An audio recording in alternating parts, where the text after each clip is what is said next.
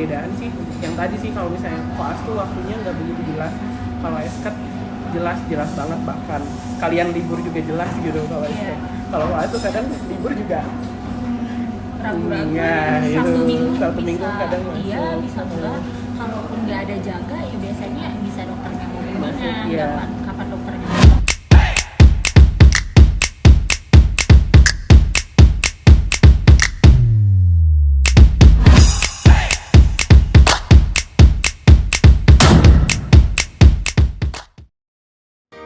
Semuanya, kembali lagi dengan Binar Bincang Inspirasi Alumni. Pada Binar kali ini, kami Seksi Hubungan Alumni mengangkat tema Doctor's Diary.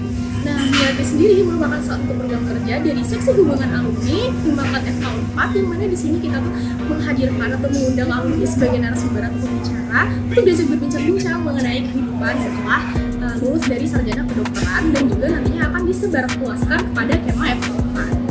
Nah, pada episode kali ini akan ditemani oleh aku Hana dan juga aku Papa. Tapi kita nggak cuma berdua, nanti kita akan undang pembicara lain dari alumni. Itu kira-kira siapa ya Hani gitu? Nah, pada episode kali ini akan ditemani oleh dua akang dan teteh yang telah menempuh stase akhir koas nih. Wah, pasti udah banyak banget ya pengalaman belajarnya, mulai dari preklinik sampai sekarang stase terakhir koas. Jadi pasti udah banyak banget nih pengalamannya belajar di bidang kedokteran. Yuk ikuti keseruan kita, yuk ikuti. Halo teman-teman semuanya. Jadi kita udah bersama dua narasumber kita nih. Tapi sebelum bincang-bincang kali ini, mungkin kita perkenalan dulu ya sama dua narasumber kita kali ini. Jadi mungkin boleh kepada Kang Teteh untuk minta perkenalannya, mulai dari nama, tahun alumni, angkatan berapa, dan juga sekarang tuh kesibukannya lagi ngapain sih Kang? Perkenalkan ya, aku Sufi. Aku sekarang kita udah beres koas ya sebetulnya. Jadi kalau sekarang sih ujian aja. Oh ujian. Kalau Kang Rosek? Sebenarnya sama aja sih, cuman sama saya Muhammad Abdul Razak dari angkatan 2017. Oke, jadi untuk Teh Sufi dan Kang Rosek ini sama ya angkatannya di 2017? Oke. Untuk kira-kira bisa selesai kelasnya kapan tuh Kang Teh? Februari ya kita? Enggak, pertengahan Maret. Oh, pertengahan Maret. Oh, oke. Berarti tinggal nunggu UKM PPD ya? Iya, Tuh. udah going sih kita. Udah. Udah Ya. SG. Hmm? Masih Tinggal di satu lagi kan ya. Oh, oke. Oke, jadi karena udah perkenalan, kita langsung aja ke pertanyaan pertama. Mulai dari Papa dulu deh. Boleh dari aku dulu ya Kang Teh, aku izin buat nanya dulu. Jadi Kang Teh ini kan sekarang udah ibaratnya udah selesai kelas lah ya, udah selesai berarti masa pendidikan ke dokter ya, untuk bagian S1 dan juga dari preklinik dan juga klinisnya. Nah, aku mau nanya deh Kang Teh, kalau misalnya Kang Teh tuh dulu dari mahasiswa preklinik jadi koas, itu ada nggak sih perbedaannya antara mahasiswa preklinik dan koas, dan kehidupan sehari-hari jadi koas tuh gimana? Ini dulu. Oke, mulai dari Teh Sufi dulu kalau gitu. Sebenarnya mungkin kalau jadwal lebih jelas teknis maksudnya Iya. dari sekian ada ini ada itu, tapi kalau dari koas itu tergantung, jadi tergantung stasiunnya apa, Iya. tergantung desainnya apa. Cuman basicnya rata-rata subuh bisa jadi follow up. Follow up ya. Periksa pasien sih Iya, ya. follow up periksa pasien, terus nanti dari pagi ke siangnya itu bisa nunggu aja sih rotasi, Iya. bisa di poli, bisa di rawat inap, bisa di IGD. Terus kalau untuk sorenya bisa bimbingan, Iya. itu malam juga bisa bimbingan, gimana Bisa nyiapin tergantung juga. sektor masing-masing. Iya, bisa persiapan untuk presentasi. Berarti kayak kita itu harus siap sedia ya untuk melayani gitu, istilahnya kalau koas. Tergantung ya, tadi tergantung departemen sih. Kalau misalnya departemennya yang padat kan kayak yang mayor tuh ya kalian tahu kan IPD anak kayak gitu kan, kita harus ibaratnya jaga on site gitu. Kalau ada apa-apa kita lari, maksudnya larinya tuh dalam artian misalnya ada pasien shock, berarti kan kita harus datang ke sana kan, nggak mungkin yang kayak kalian preklinik bahkan kayak datang pasien shocknya tuh kayak cuman dalam bentuk kasus gitu. Kalau ini kan nyatanya gitu, jadi kalian harus datang. Tapi kalau misalnya stase atau bagian-bagian yang nggak ada kasus, jarang kasus kayak gawat daruratnya sih kita nggak jarang datang juga gitu. Kecuali kayak forensik kan kita bisa tiba-tiba jam 3 malam, jam 1 malam dipanggil karena kan orang kecelakaan atau juga gitu. Cuman kalau perbedaan sih yang tadi sih, kalau misalnya koas tuh waktunya nggak begitu jelas, kalau esket jelas banget, bahkan kalian libur juga jelas gitu. Kalau esket, kalau koas tuh kadang libur juga Ragu-ragu, ya, satu minggu bisa, kadang iya masuk. bisa juga. kalaupun nggak ada jaga ya biasanya bisa dokternya mau bimbingan, Iya. kapan dokternya kosong aja Kosong, kan, iya. jadinya bisa diisi di Sabtu Minggu juga. Terus kalau hari-hari juga bisa jaga Malam, iya. jadi bisa dari sore sampai pagi. besok pagi. Iya. Terus kayak jadwal bimbingan kan kalau kalian esket misalnya kayak jam segini sampai jam segini jelas. Tapi kalau misalnya di koas tuh bisa tiba-tiba kayak jam 7 malam ditelepon, ayo kita bimbingan, ya udah kita bimbingan saat itu juga kayak gitu. Bedanya sih kayak gitu doang. Kalau disebut harus siap atau enggak ya kadang siap kadang enggak, tapi ya dijalanin aja. Itu aja. Oh, jadi begitu ya, Teh. Lalu sebenarnya perbedaan cara belajarnya waktu Akang jadi mahasiswa sama jadi koas tuh gimana sih? Kita bingung sih jelasnya gimana, soalnya kan kita beda kurikulum kebetulan kita Oh, iya. beda kurikulum nih.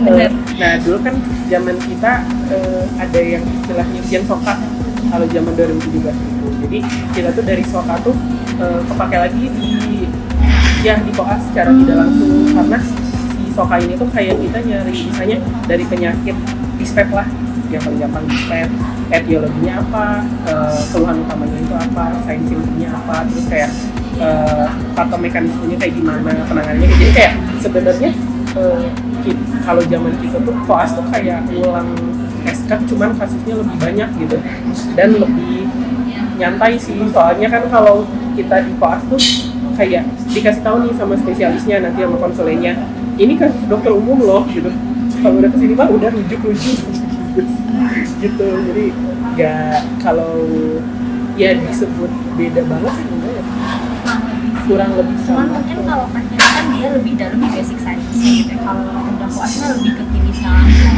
Terus menurut aku sih lebih gampang ingetnya ya dibanding teknik, karena kan kalau teknik maupun ada kasus kita kan beraba-raba gitu kan, kayak ngebayangin itu gimana, kayak gimana tuh nggak tahu gitu.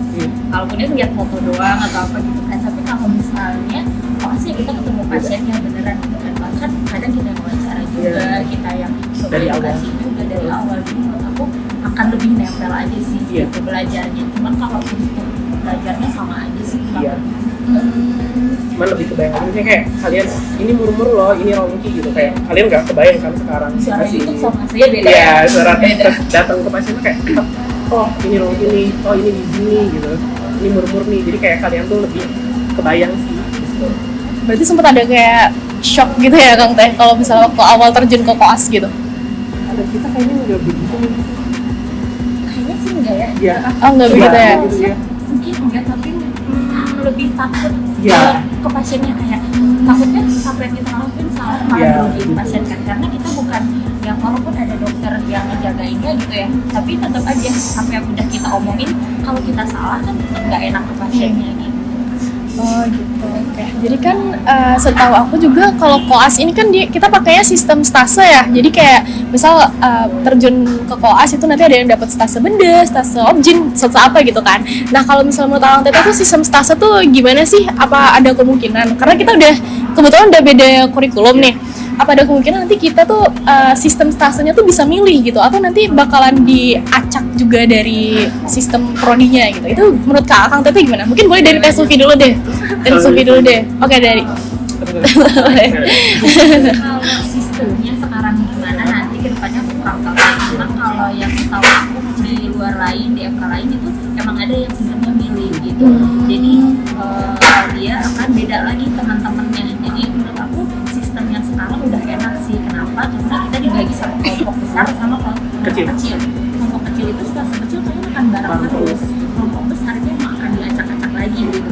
Tapi menurut aku enak karena ternyata tantangan di kelas ini bukan dari belajarnya menurut aku, tapi malah untuk support system dari teman-temannya, karena itu ngebantu banget kalian buat koas. Jadi untuk kalau survive untuk kelompok kecil yang sama-sama terus orangnya, menurut aku tuh malah ngebantu banget sih. Jadi kadang bonding banget, tapi ada juga sih Ada yang kelompok kecil dari awal nggak ini ya Sudah, udah iya. juga gitu. Jadi balik emang ke kelompoknya, ke orang-orangnya lagi gitu. Tapi kalau untuk sistem ke depan Unpad akan berubah jadi milih, bisa-bisa Bisa aja aja sih sih. menurut aku ya, karena Iya. di FK lain juga itu faktanya gitu kan. Aku mungkin nambahin. Iya mungkin. Nggak tahu sih, cuma kayak kalau misalnya visible atau enggak ya visible banget sebenarnya. Cuman kalau ditanya mungkin sekarang atau enggak, kayaknya enggak sih. Soalnya kita juga yang masuk departemen itu suka kayak, ini udah kepenuhan loh gitu. Kalau misalnya satu angkatan kalian misalnya kayak, aku masuk IPD dulu nih semuanya.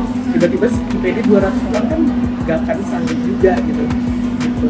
Karena jaringnya lagi. Di jaringnya. Rumah sakitnya kan udah di ketentuan kerja sama rumah sakit berapa Iya. aja, di mana aja. Terus juga udah kerjasamanya tuh ini berapa orang nih Iya, gitu. gitu. Jadi kadang kalau untuk milih banget kayaknya Ini akan ribet di ini sih departemen ya. Terus kalau misalnya kalian lebih banyak, misalnya di IPD 200 orang masuk ke jejaring, kalau zaman saya kan dulu pas masuk jejaring tuh cuma 6 orang nih. Jadi kita satu orang bisa megang 13 pasien, 14 pasien, 15 pasien satu hari. Tapi kalau misalnya kalian masuknya banyak banget, kalau zaman kita kan COVID kebetulan, jadi 16 beres kita masuk. Kayak gitu. Nah, jadi kenapa kita masuk rumah sakitnya dikit? Karena emang kita cuma angkatan 17 doang. Jadi nggak bareng sama 16 Ya, beda sekarang kan 18 sama 19 udah gabung. Nah, biasanya mereka pasiennya lebih dikit lagi gitu. Jadi megang pasiennya lebih dikit. Sebenarnya ada untung ada yang enggaknya sih megang pasien banyak atau dikit. Kalau banyak kan lebih banyak belajar. Tapi ya stres juga sih. Kalau misalnya kalian ditanya, ini bajunya apa, intake-nya berapa, Bebannya lebih output-nya banyak, berapa ya. gitu. Gitu. Lebih stres gitu, cuman lebih banyak belajar. Tapi kan kalau kalian nggak dapat pasien juga kadang kita nggak tahu ya. Misalnya tuh kayak, kok teman kita yang lain tahu nih kasus ini gitu. Karena kan yang namanya kasus kadang kita kayak lagi hoki dapat, Iya, dia juga enggak gitu. beda-beda. Iya gitu. Cuman kalau misalnya sistem milik sih mungkin aja. Cuman kalau sekarang kayaknya enggak, ya belum sih kayak gitu. Kayaknya kalau bentar pasti mungkin Nggak seperti itu. Terus kalau di Unpad kan sistem rotasinya kita bareng sama cutting. Kalau di univ lain kan ada yang mayor, baru minor. Kalau di kita tuh rotasian, makanya disebutnya rotasi kan. Jadi muter gitu, kita bisa ketemu sama cutting, bisa ketemu sama teman-teman kita lagi gitu. Bisa kalian misalnya baru masuk nih, belum ada bekal apa-apa, masuk ke stase bedah kan kayak kaget gitu kan. Gitu. Jadi ya mungkin Baik. Lalu sebenarnya stase yang paling bisa santai sama stase yang paling susah itu menurut Akang dan Setel itu gimana? Yang apa sih? kalau kita ya Unpad kan ada mikro nih, ada stase mikro. Nah, stase mikro sebenarnya disebut nyantai banget karena kita di stase mikro tuh paling disuapin lah ibaratnya, karena kan stase mikro di Unpad tuh kalau sekarang kan ada 4 ya. Kalau zaman kita ada 3, nuklir, gimul, IKFR. Nah, ini tuh di 3 stasi ini tuh kita kayak paling disuapin gitu, paling enak karena kan bukan kompetensi dokter umum banget lah, kayak kedokteran nuklir itu mah udah mainan spesialis lah, bukan kita kan gitu.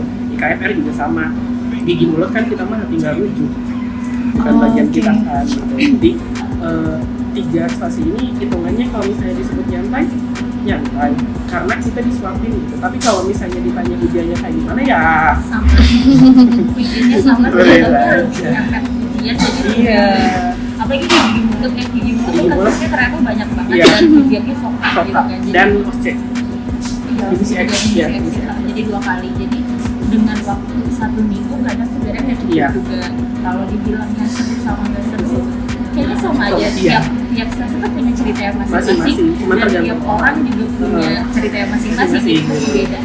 Ya itu balik lagi ke lingkungan sih yang biasa ngaruh ke ini tuh sih Iya. enggaknya. Temennya Terus juga. tergantung rumah sakitnya Iya. juga kadang beda gitu. Cuman sejauh ini mungkin karena basicnya aku seneng sama tindakan jadi aku lebih suka di bedah gitu. Tapi kalau untuk yang lainnya yang dibilang nggak suka banget atau capek atau gimana sih nggak ada sih. Masih seru-seru aja. Seru-seru aja sih, semuanya kayak di jalan Lewat aja aja gitu. walaupun capek nanti Iya. sih ketawa Ketawa aja aja. gitu kan kayak udah gitu. Tapi tergantung individunya, kayak aku juga kurang suka tindakan kan. Aku tipikal orangnya lebih suka yang kayak megang pasien langsung mikir oh ini penyakitnya tata gitu, kayak lebih ke IPD atau IKA gitu. Kalau aku lebih ke klinisi bukan tindakan gitu. Jadi kalau dikasih bedah aku bisa untuk ngejahit, aku juga rapi. Nggak Cuman gitu doang udah. iya, cuman kalau disuruh enggak gitu. Dia tergantung orang sih enaknya kayak gimana. Kalau ada yang suka tindakan biasanya kalau dikasih bedah suka. Kalau aku dulu kebetulan kan aku dapat di jaringnya di RSUD Kota Bandung gitu. sehari itu steril bisa 3 sampai 4 kali. Steril tuh kita masuk bantuin dokter asistensi, kalau misalnya ada buka abdomen kita buka, kita bantu kayak gitu. Aku nggak suka aja kayak capek gitu, soalnya kita jarang ketemu sama pasien kan, jarang ngobrol. Iya, berjam-jam berdiri. Meskipun kan mereka ada ke ruangan gitu, tapi kan di OK-nya itu banyaknya diem gitu, jadi kurang ini gitu.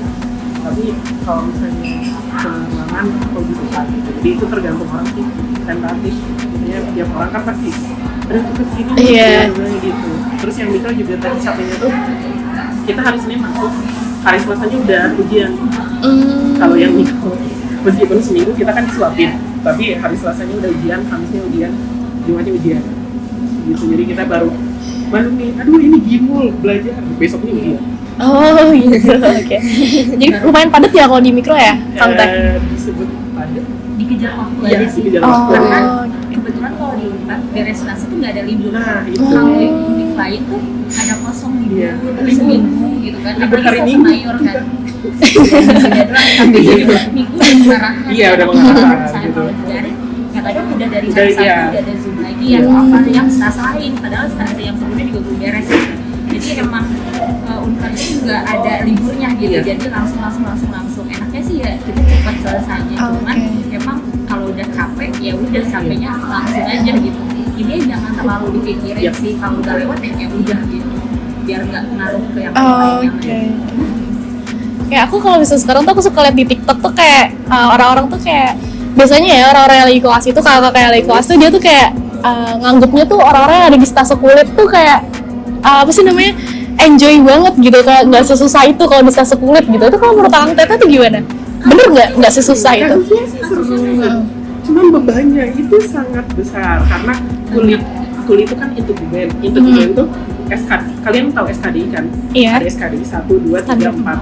Nah, integumen itu SKDI 4-nya dokter umumnya paling banyak 54. Jadi pas kita masuk, dia kan masuknya minor cuma 3 minggu atau 4 minggu di 4 dikasih 54 kasus. Kalian harus tahu semua kasus itu ya. Yang dikejarnya banyak sih jatuhnya kalau Dan kulit. pusing sih. Sebenarnya sih seru, Iya. karena kasusnya tuh bisa dilihat gitu. Kalau kulit kayak gambaran kulitnya kayak gini tuh Kadang. Harus pakai look kan? Iya. tergantung sih, dan tergantung dapetnya di mana. Di mana, Kebetulan iya. aku waktu itu di Sumedang ya, kalau di Sumedang ya Banyak enak kasus. juga gitu, kasusnya banyak juga. Tergantung, ada yang biasanya tuh emang dia tuh perpecahan kebanyakan Iya. dokternya, jadi akhirnya kasusnya dikit aja. Iya. dokternya gitu. Tapi kalau di RSHS sendiri banyak sih. Banyak sih. kasusnya. Tapi yang SKDI-nya bukan SKDI. Iya, bukan empat. Makanya ada jejaring. Iya, pada ini. Kalau di jejaring enak, kayak aku di jejaring pas, kan aku dapetnya di Garut kan, di Garut. Itu kita dapet kasus SJSTN pernah lihat, kasus S4 juga pernah lihat, vertigoid bulosa, vertigus vulgaris gitu kan, itu kasus yang rare gitu kan, jarang. Kalau di RSHS. Kalau di RSHS kita seringnya ketemunya IMS, vitiligo, IMS, banyak banget. psoriasis gitu. Yes. Jadi kayak ada beberapa rumah sakit yang kayak oh ini banyaknya ini. Jadi ada untung ada dan enggak untungnya sih. Cuman kalau ditanya orang-orang di kulit cantik ya, cantik dan ganteng gitu. Ibaratnya kayak gitu. Cuman kalau misalnya Perhatikan ya. Iya. Kelihatan contohnya kalau Iya. pada rapi, pada pakai Pada. bajunya yang rapi banget lah, yang gitu. satu juga. Ya. soalnya kan emang ya namanya juga spesialis kulit kelamin kan estetik juga kan. Jadi kayak Penampilan juga kalau yang lain kan mungkin lebih ke kayak ya udah banyak hari gitu. sana sini sih.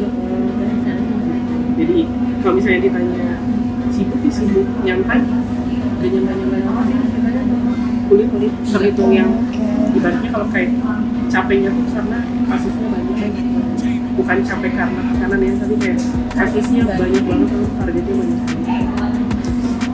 Oke, baik. Lalu kenangan yang paling memorable selama Akang dan Teteh koas itu apa aja sih? Aku memorable apa? Banyak tuh. Aku banyak sih memorable-nya, cuman yang paling memorable tuh kebetulan kan aku dapat RSUD Cicalengka. Jadi RSUD Cicalengka itu tuh nerima koas anak cuma 3 orang, sedangkan 3 orang pas zaman aku ya, sekarang banyak. Sekarang waktu zaman aku 3 orang. Nah, kesebarnya tuh 1 di IGD, 1 di perawatan khusus, 1 di perawatan inap. Nah rawat inap ini 23 bed. Rawat khusus ini tuh megang ICU, VK, sama perinatologis. Yang satu megang IGD-nya IGD semua. Nah pas di sana tuh kayak yang paling berkesan tuh adalah kita dikasih kewenangan kayak kalau misalnya ada pasien kejang, kita yang nentuin nih obat masuk mau apa, mau diajekan, penitoin, kita harus tahu gitu di sana tuh.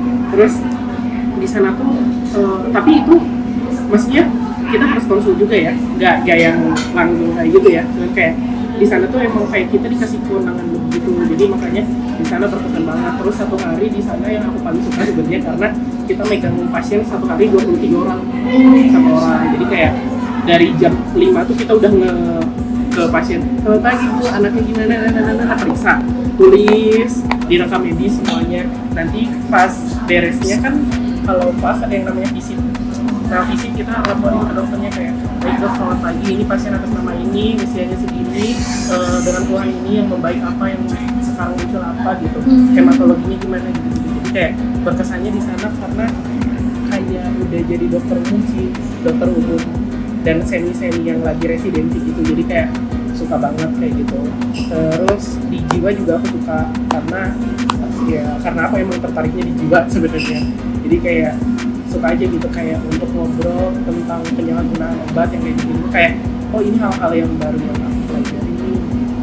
Kalau misalnya ditanya berkesan banget karena kan kita kalau misalnya di jiwa tuh misalnya kita ketemu pasien ya, kita nggak bisa langsung percaya langsung karena orang terutama pengguna obat penyalahgunaan obat itu kayak kadang dia ngomongnya ternyata kalau kita ngelihat dari rekam medisnya dia nggak ngomong, dia nggak ke arah situ, tapi maksudnya ada yang dia tutupin gitu. Jadi berkesannya di situ. Kalau tes Sufis ini gimana? Kalau aku yang berkesan sih mungkin satu waktu itu Sumedang ya, waktu pas kulit. Jadi pas kulit itu aku bener-bener kayak yang 2 hari di Bandung, 2 hari di Sumedang. Jadi kayak dalam 1 hari bolak-balik gitu dari Sumedang sama Bandung. Karena emang dikejar waktu itu. Jadi kalau untuk yang Sumedang emang kalau kemarin sistemnya per hari aja untuk dijarinya. Jadi lumayan capek bolak-balik, itu berkesan banget karena jaraknya lumayan jauh, travelnya juga waktunya terbatas, mahal juga. Jadi akhirnya kita naik angkot kayak gitu, kayak bener-bener dari Jatinangor terus naik angkot kayak 2 jam, 3 jam tidur di jalan atau juga di angkot kayak udah lari-larian gitu kan, sama bimbingan juga, kadang bimbingan lari-lari. Terus kalau yang berkesan banget mungkin aku coaching sih waktu itu, aku dapet paling jauh kebetulan waktu itu di Walet ya. Walet Kabupaten Cirebon, jadi lebih jauh lagi dari Cirebon aja, dia 1 jam lagi gitu dari Cirebonnya. Nah, dan enaknya kesempatan itu kita tuh dikasih kesempatan sama presektornya sampai ngejahit bagian yang dalam banget, benar-benar sampai berembusnya semuanya kita dikasih dan memang dapat kesempatannya semua. Nah kebetulan kalau untuk yang di Lele itu kalau aku daerah nggak sejauh itu, paling kulit aja gitu kan. Tapi kalau aku dapat kesempatannya tuh lebih gitu sih kalau di Walet kebetulan. Jadi berkesannya sih waktu itu terus sedang juga rata-rata paling minggu jaring sih. Oke, tadi kan kita udah ngomongin yang memorable nih Kang Teh. Sekarang aku mau tanya yang nggak memorable nih, kebalikannya nih yang kayak aduh nggak mau diulang deh, iya nggak usah diulang lagi, kalau bisa nggak diulang deh gitu. Gimana tuh menurut Kang Teh tuh ada nggak kejadian kayak gitu selama kelas? Kalau ada boleh dong diceritain. Banyak sih sebenarnya, cuman gimana ya, tiap orang kan beda-beda gitu kan. Kalau aku waktu itu sebenarnya pertemanan pasti ya, Iya. pasti dari Masalah itu. kelompoknya. Kalau ke stase mayor kan pasti diacak lagi nih, orang baru lagi, kenalan lagi. Terus kalau jejaring otomatis kita 24 jam sama dia, terus jadi tahu banget sifatnya gimana, nggak enaknya gimana. Dan kalau udah sekalinya berantem buat tetap profesional itu gimana Susah. sih, itu susah banget. Jadi masalahnya kemarin ya kayak gak pengen banget deh diulang lagi berantem sama teman sih, karena mau kekekohan juga ngehancurin semuanya gitu. Jadi gimana kita tetap bisa nahan ego aja sih dan tetap profesional, paling kayak urusan masing-masing udah nggak teguran, tapi masih kelompok masih bareng. Ada satu stase lah aku yang benar-benar nggak mau banget diulang tuh itu aja sih gitu. Jadi kayak masalah pertemanan gitu kan. Kayak misalnya aku kalau ditanya, yang utamanya sih masalah pertemanan, cuman masalah aja sih kayak gak mau diulang. Cuman kayak di ada satu stase yang baju aku tuh awalnya kayak aku ngerasa ini aku banget gitu, tapi pas setelah aku nyemplung di situ kayaknya bukan aku gitu. Jadi IKN aku kurang suka karena orang lain kan kayak ada yang enjoy untuk menjalani itu. Jadi aku tuh awalnya mikirnya kalau IKN kan kayak sekarang kan kayak tentang public health tuh kayak bagaimana cara kita melakukan penyuluhan, bagaimana cara kita melakukan edukasi. Ternyata setelah aku masuk sana itu jauh lebih dari itu, kayak bagaimana kita cara melakukan advokasi. Kita harus kerja sama-sama kelurahan, harus kerja sama-sama kecamatan, harus kerja sama-sama polisi. Dan kayaknya bukan aku banget gitu, kayak harus kesana sini gitu. Jadi setelah aku jalanin itu ternyata kayaknya aku bukan tipikal orang yang kalau manajerial aku masih bisa, cuman kalau untuk yang kayak IKM yang harus ke sana sini kayaknya aku kurang gitu. Kayaknya aku lebih suka kayak berbau klinisi banget gitu. Jadi kayak yang orang kan beda-beda lagi ya. Aku nggak sukanya tuh karena kayak itu, jadi kayak beban kerjanya tuh ternyata tinggi gitu, harus sana sini gitu. Gak yang berbau tentang medis gitu doang gitu. Bahkan kayaknya medisnya tuh cuma setengahnya lagi tuh kayak berhubungan sama advokasi gitu. Tergantung orang. Jadi sebenarnya tuh koas tuh kalau waktu jejaring gitu sebenarnya tuh bisa jadi sama FK lain gitu enggak sih Teh? Kita ada beberapa kali ya, kayak di Majalaya kita sama tergantung rumah sakit. Kayak aku kan waktu itu di Majalaya sama FK Unisda. Terus aku di RSUD R. Samsudin SH Bunut Kota. Nah, R. Samsudin SH aku sama Atma Jaya UMJ. Terus Cibabat Unisda. Kalau di forensik forensik UMJ, kadang ada Ujani, kadang Unisba, Maranatha. Kalau anak Majalaya juga ada Anak Ujani. Juga Stase sama tergantung rumah sakit. Dan balik lagi sih, biasanya juga ada nih ketemu, tapi ternyata dari kampusnya mereka lagi nggak ngeluarin koas ke situ, jadi nggak ketemu. Tapi mereka ada kerjasama sama rumah sakit itu, jadi ada kemungkinan ketemu lah tetap. Tapi terkadang kalau bareng univ lain, habitnya kan lain ya. Jadi kadang emang penyesuaiannya juga macam-macam lagi. Tapi sebenarnya banyak ketemu teman baru lagi sih. Jadi bakalan kolaborasi gitu ya? Bareng-bareng sih. Bareng-bareng. Jadi malah kita nanti bagi-bagi kelompok lagi ya, bagi kelompok lagi buat follow up, buat visit, terus buat rotasi bareng-bareng. Nanti semuanya tuh dari gabungan aja, dari kita sama itu barengan, nanti digabungin kelompok baru lagi. Oh, di Cirebon juga sama Suagati. Tapi kalau masalah bimbingan kita kadang beberapa nggak kolaborasi, karena kalau empat tuh bimbingan kita meskipun kita di jejaring kita harus tetap bimbingan sama yang RSAS. Jadi kita tuh double bimbingannya sama jejaring dia. Nah kalau sama yang jejaring kita pasti yang mereka. Cuman kalau sama yang RSAS yang mereka nggak ikut, cuman kitanya doang kayak gitu. Jadi kalau ditanya kolaborasi di jejaringnya kolaborasi, cuman kalau untuk bimbingan kadang kolaborasi, kadang kita doang. Beda-beda. Baik. Untuk pertanyaan terakhir, mungkin Akang dan Teteh ada saran buat Kemas K4 nih yang mau koas gitu, seperti tips and triknya gitu. Kalau jadi kan kalau kita mau masuk stase, biasa tuh pasti nanya lah ya sama SU-nya gimana, karena mau ada turunan apapun pasti akan berubah setiap rotasi saat itu, karena kan rotasi saat itu memang gimana saat itu terjadinya gitu. Dan itu menurut aku testimoni itu jangan 100% kalian cerna ya.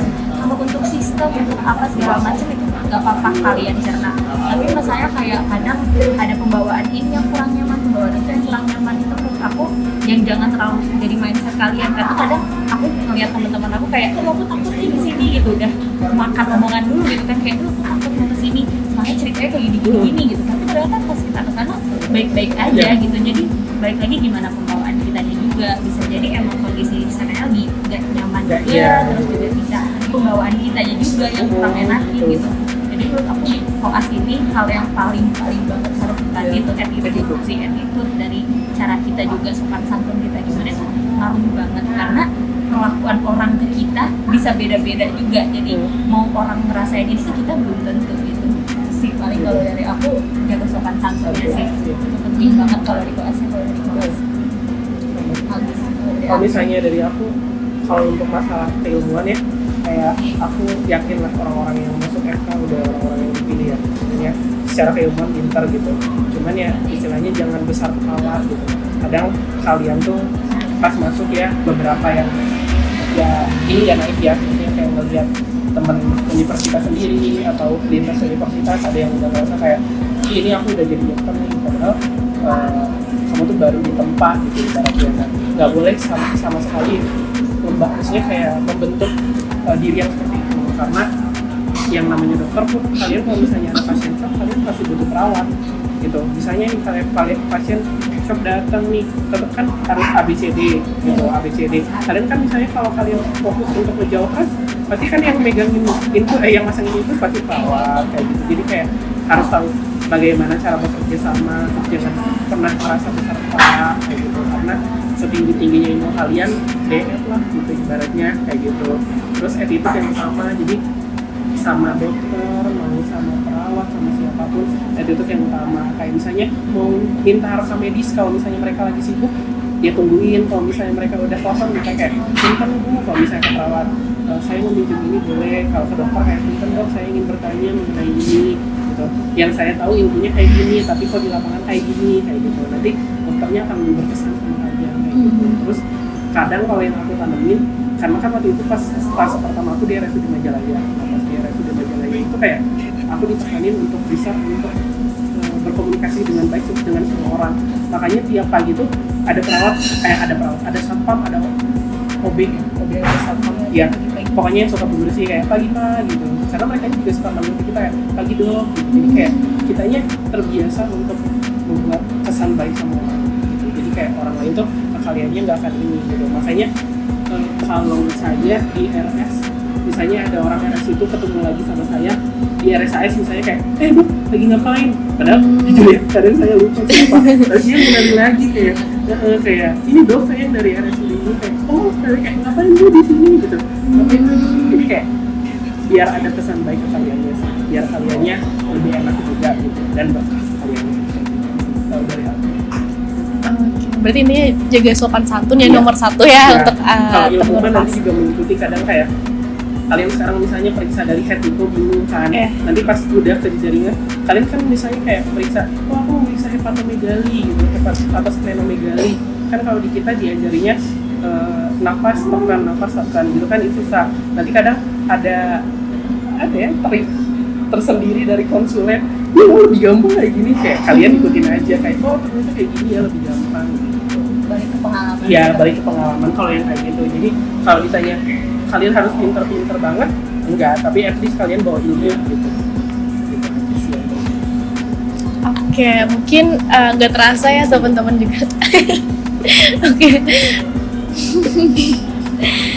Oke, jadi nggak terasa kita tadi udah ngajuin beberapa pertanyaan dan semua pertanyaan tadi udah dijawab dengan antusias dan juga dengan kita tuh dapat banyak ilmu banget gitu dari Teh Syufi dan juga Kang Rozak yang alhamdulillahnya tadi kita juga sempat dengar insight dari mereka secara langsung. Jadi kita diharapkan nanti kita juga bisa dapat menerapkan apa yang udah kita bahas tadinya di kehidupan kita sehari-hari ataupun nantinya.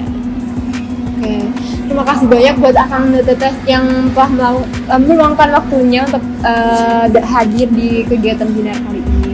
Iya, dan mungkin kalau gitu aku, Fafa dan teman aku Hana, mungkin kita berdua pamit undur diri sebagai moderator. Sekali lagi terima kasih banyak kepada Kang Rozak dan juga Teh Syufi. Makasih banyak ya Kang Teh.